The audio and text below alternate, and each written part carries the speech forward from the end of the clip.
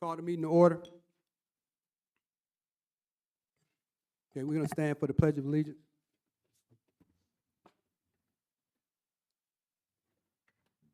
I pledge allegiance for which we stand, one nation, under God, indivisible, with liberty and justice for all. Madam Clerk, roll call. Councilmember Lipford, Councilmember Aiken, Councilmember Hardy, Present. Councilmember Seaforth, Present. Mayor Pro Tem Solomon. Present. All present accounted for. Today is Friday, January the 30th. I'm Kareem Moore, your mayor. I'll be presiding over today's meeting.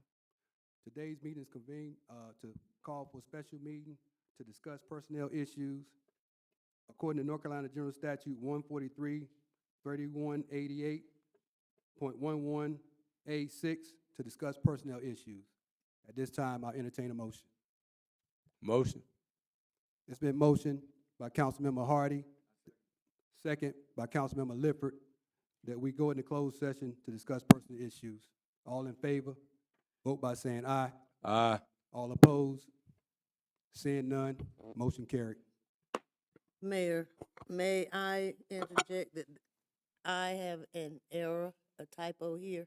Okay. It should be North Carolina General Statute 143-318.11A6 instead of 3188. Instead of 2 8. Yes, it should be 318. Okay, let the record reflect the correction of Madam Clerk, North Carolina General Statute GS 143-318.11, subparagraph A6, personnel issues. Thank you, Madam Clerk. Thank you. We're now in closed session.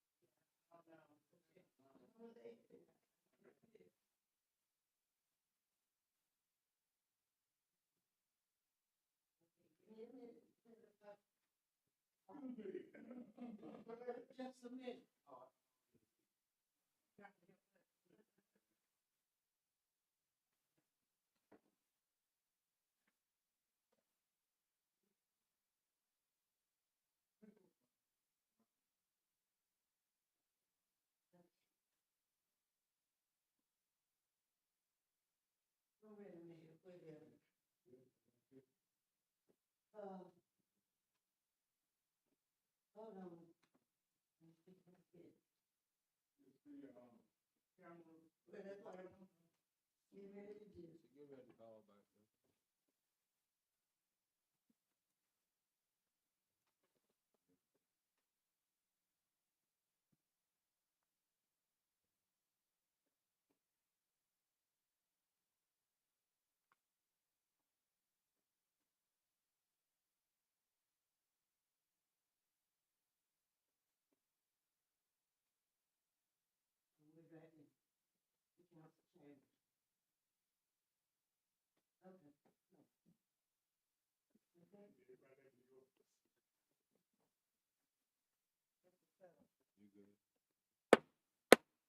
Call this meeting to order. At this time, I entertain a motion to come out of closed session. Motion. It's been motioned by Councilmember Hardy, second by Councilmember Lifford, that we come out of closed session. All in favor, vote by saying aye. Aye. All opposed have the same right. Seeing none, motion carried. Okay, at this time, we would like to go ahead and order the city council into a brief recess until 3:30. Order. Recess.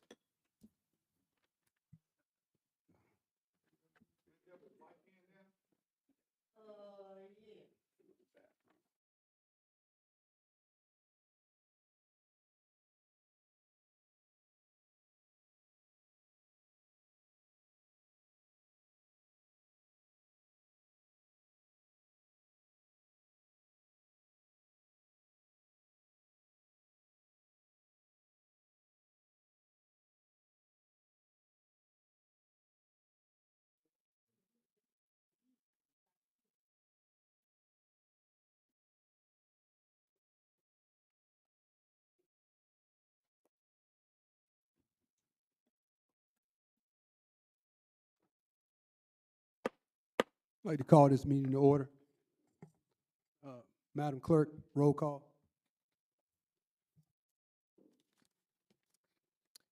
Councilmember Seaforth, Present.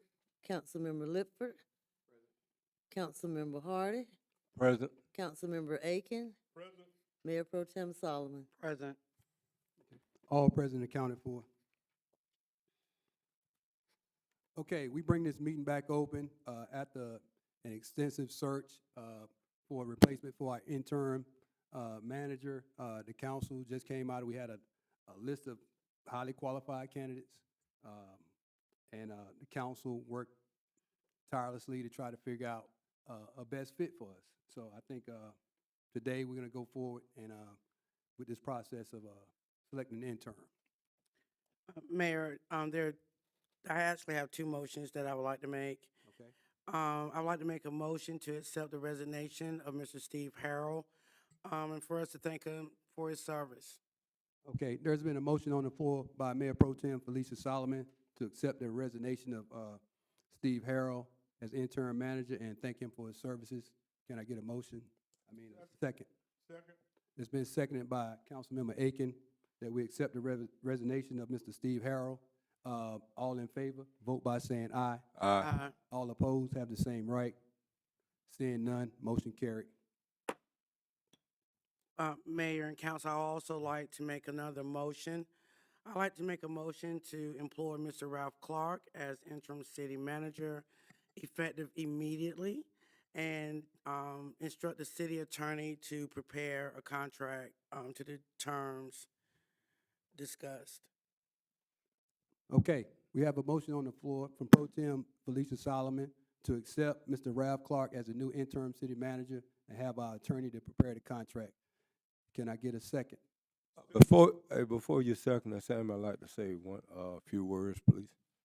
I want the public to know that the city council has come together as one, and we stand as one for the decisions we made for the city on today.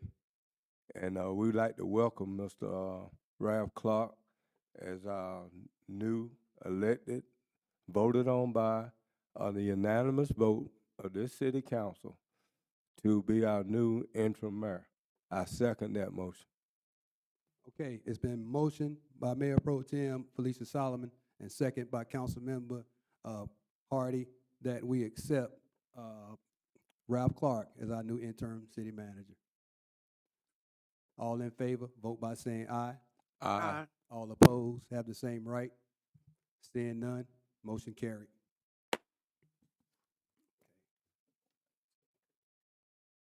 Yeah. At this time, Mr. Clark, would you like to step up and say something, introduce yourself to the team? Thank you. Is it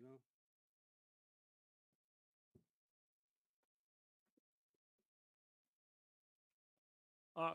Yes, I would like to thank you for having the confidence in me to come to lead the city during this time and to assist you with your new search as times go on. In the interview, we talked about some issues that we want to proceed with. We want to see if we can deep down and find what, the citizens really want and what they're willing to pay for and try to sort out how the city's being run today and the communications lines. So I deeply appreciate the fact that you honor me to be your new interim city manager, and I pledge to do the best that I possibly can for you. Thank you. Mr. Clark, any member of the council have any questions at this time for Mr. Clark? So, Mr. Clark, my question, it's not a question. So I got two guys you'll be working with, Mr. Steve Miller and the chief.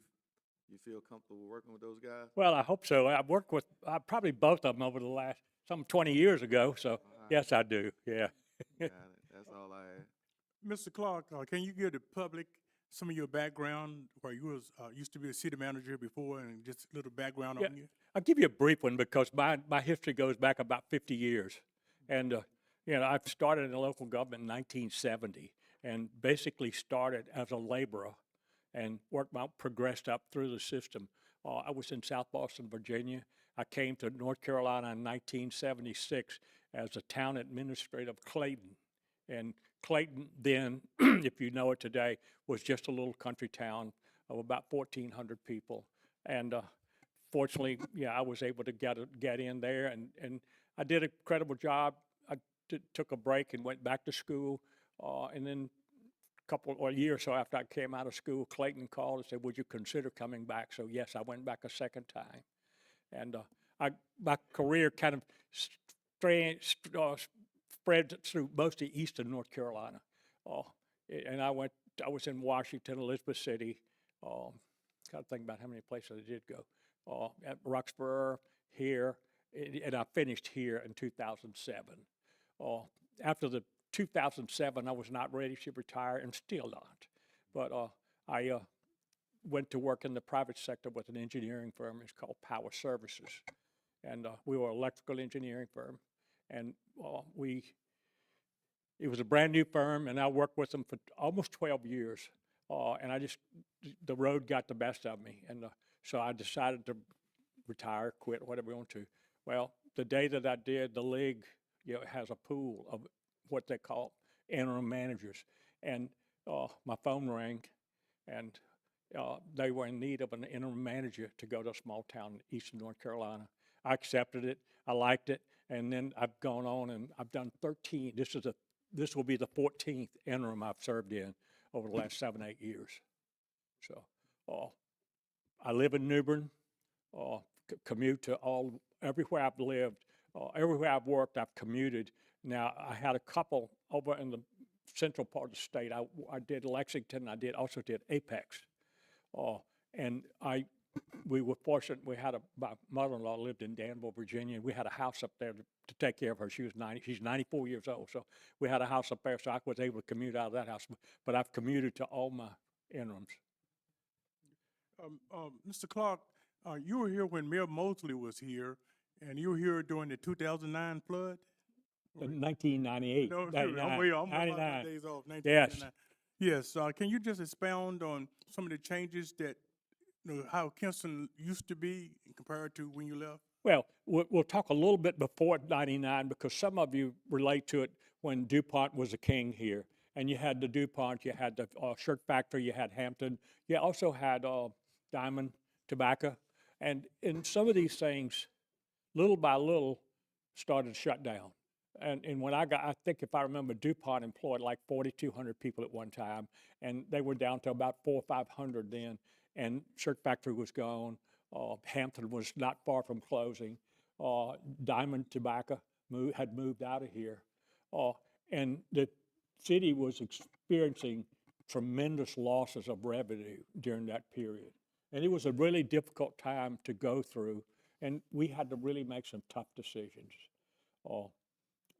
When you start cutting your revenue, and when you lose a water customer, it's 5 or 6 or 10% of your load. That's a huge hit, and we had to make that transition from that period to not what you are today, but it was to a huge reduction in the availability of funds. And I think I elaborated a little bit in that interview about, with you having these, and I call most of them pretty unskilled laborers Because if you worked in the shirt factory, or you worked in Hampton, all these were just machine operators. They operated equipment, and that was the skill set they had. And I don't think anyone could foresee in the future, like many other textile communities, and I grew up in one, so I understand it, prepared for what was coming. And so it just, little by little, your population started to decline because, one, there were no new people coming in. And I think that that's a piece that I hope that we will focus on during this time that I'm here, to help understand workforce development. But that was so critical then because, in fact, you were losing all these industries and you weren't attracting any. And you weren't attracting any new people. And the population was getting older. And as they died out, you see, if I recall, Kinston at one time had a population of about 27,000 people. When I came here, if I remember, it was 23, 24,000. And I'm betting it's probably 18, 20,000 today. They haven't kept up with you, but I know just from the trends. And I always compared it to Danville, Virginia, because Danville was very much like, it was like a copy of Kinston except double.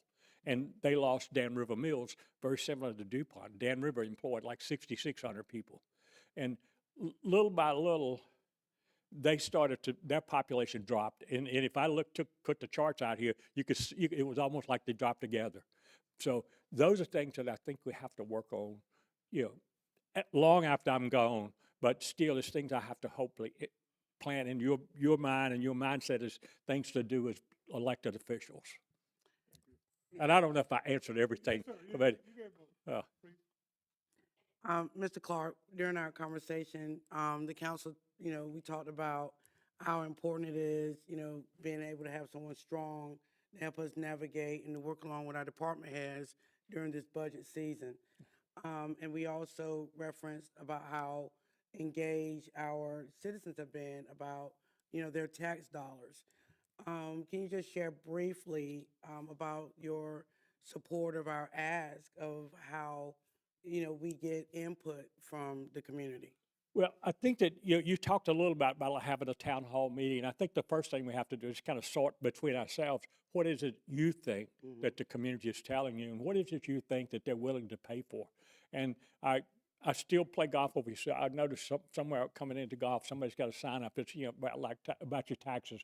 Apparently, you had a pretty significant tax increase last year, and those are things that we have to stop and look at. If you've got this out here, and one city I worked in, we had a very similar situation, and there was an industry that took out, I call it a hate the city ad, and it was a full-page ad in the paper, and little by little, we had to figure out how do we reverse this.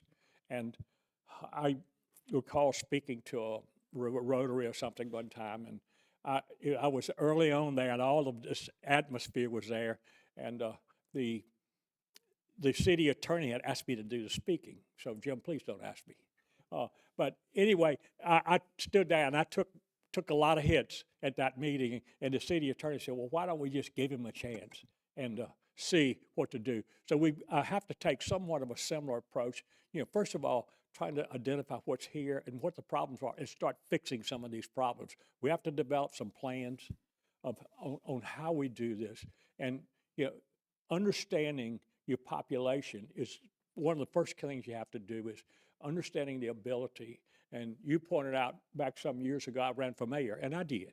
And I didn't win the election, but I was a winner because I got to meet so many people that you do in your campaigning. And it was such a lesson about what was here. And I'd been in local government then, somewhere 28, 29 years, I'd served in local government. And I thought I should know about everything there was to know, but I found out I knew very little. So, I have to start picking out of you what it is that you see are issues for the community first. And then we start trying to develop a plan before we try to before we open the door to the public to start saying, what's wrong. But always being sure that understanding that the public, whatever they want, they have to understand it has to be paid for. So, those things go hand in hand, and sometimes we fail to do this, and we fail to, as elected officials and people like me, managers, we fail to recognize who pays the bill. And we have to do that in every decision we make.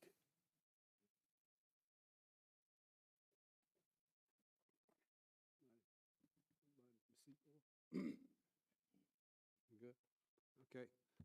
Mr. Clark, I'd like to thank you for your time. I have one question for you, just in the spirit of transparency. Can you work with a hard-headed mayor? Oh, the street goes both ways. Okay. Just remember that. Yes, I can work with a hard-headed, and I'm hoping, you being a new elected official, I'm hoping I can share some of my experiences with you as I tell people, I had a mayor one time that kept me out of the potholes. Right. I want to keep you out of the potholes. Thank you, Mr. Clark. Any more questions? Nobody? Okay. Oh, All right. we didn't talk much about time to work and whatever, and I think I indicated I would work 4 days a week. Right. Oh, and preferably Monday through Thursday. Friday's usually a lot of times a dead day, not a dead day, but a slower day. So that's what my plan is, and if you have different, you have to let me know. I think I've got notes about all those terms that you Okay. discussed with the council, and they'll be in the contract. Okay. Okay. Thank you, Mr. Clark. With that being said and done, I think we're about done here today. I'll entertain a motion to adjourn. Motion. It's been Tap the motioned by Councilmember Hardy and seconded by Mayor Pro Tem Solomon and Councilman Lifford that we adjourn. All in favor, vote by saying aye. Aye. All opposed have the same right. Seeing none, motion carried. We adjourn. Right. All right.